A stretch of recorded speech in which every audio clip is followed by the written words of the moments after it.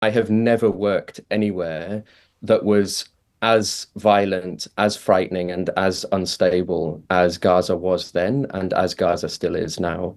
I returned again in April and ended up staying for nearly 2 months.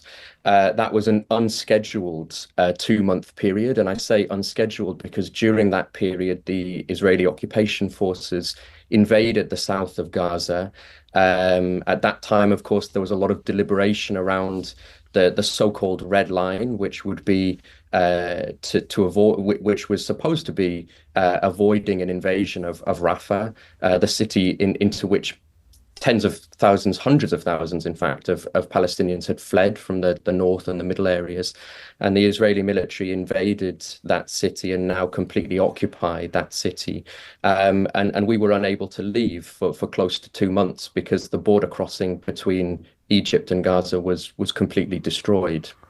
It's hard to read this letter, as anyone listening to this would expect, with only marginal exceptions. Everyone in Gaza is sick, injured, or both. This includes every national aid worker, every international volunteer, and every man, woman, and child. Virtually every child under the age of 5 we encountered, both inside and outside the hospital, had both a cough and watery diarrhea, jaundice, hepatitis A, widespread in the hospitals where we worked, surgical complication rate near 100%. All of us treated children who seem to have been deliberately targeted by military violence. Bullet wounds to children's heads and torsos and amputations of limbs and eyes of children were commonplace.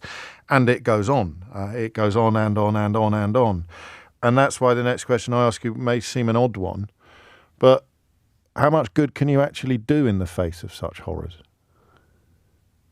I think this is actually a really important question because the simple answer to that is that there is very little that you can do as a medical or humanitarian worker under such conditions.